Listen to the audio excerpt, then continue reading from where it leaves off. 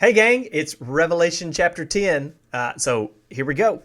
Revelation chapter 10 verse 1 that says, Then I saw another, where's my mouse? Then I saw another mighty angel coming down from heaven, surrounded by a cloud, with a rainbow over his head. His face shone like the sun, and his feet were pillars of fire. This is none other than the Lord himself. And continues, it says, And in his hand was a small scroll that had been opened. He stood with his right foot on the sea and his left foot on the land. So what we see here is the proclamation, or whatever he's going to say or announce or pronounce, is going to be for all living creatures. Is going to be for those on the land and those in the sea. And then in verse 3 he says, He gave a great shout like the roar of a lion. I don't know if you've ever been to a zoo or somewhere where a lion in the zoo has roared. It's like the whole place, animals, people, everything comes to a stop to listen to that lion roar, because it is such an amazing sound. There's nothing quite like the roar of a lion. And so it says, when he speaks, it sounds like the roar of a lion. And when he shouted, the seven thunders answered him. And you keep reading in verse 4, it says, I heard a voice from heaven saying, Keep secret. Listen, there's some stuff that John saw here in the visions that he wrote down in the book of Revelation that even God told him. He said, Look, I know you're going to see these things, but you can't tell anybody. And that is part of the mystery of God. There are things that we still yet do not understand. And I think part of that is because God didn't want us getting so wrapped up in the understanding or trying to understand everything about the end time that we fail to live for him in the meantime.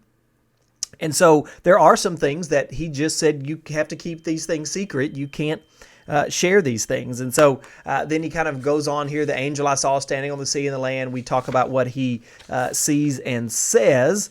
And then right here in verse 6, before it goes in, it says, the earth and everything in it, the sea. And he said, there will be no more delay. Okay, by this point, God said, what's left is very sharp, it's very cutting, but it's also going to be very short time until it happens. When the seventh angel blows his trumpet, God's mysterious plan will be fulfilled. And it happened just as he announced it to his servants and his prophets. And so then we jump down here to verse 9, where he eats the scroll.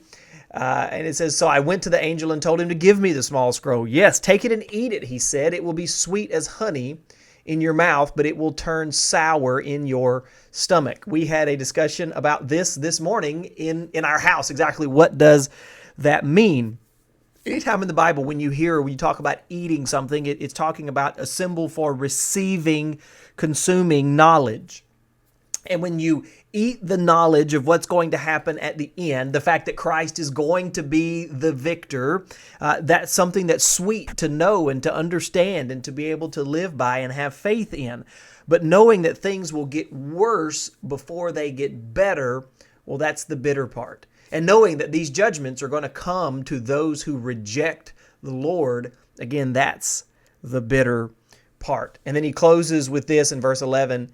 He says, Then I was told, this is John, you must prophesy again about many peoples, nations, languages, and kings.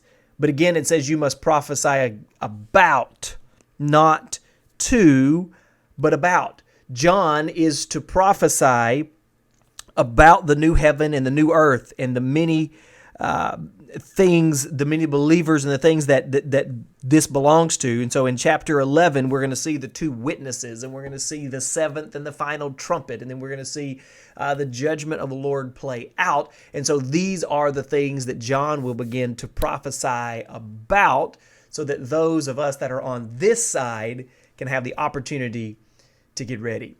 This is what Revelation chapter 10 says to us. Choose you this day who you'll serve. And remember, I'm pulling for you, because we're all in this together.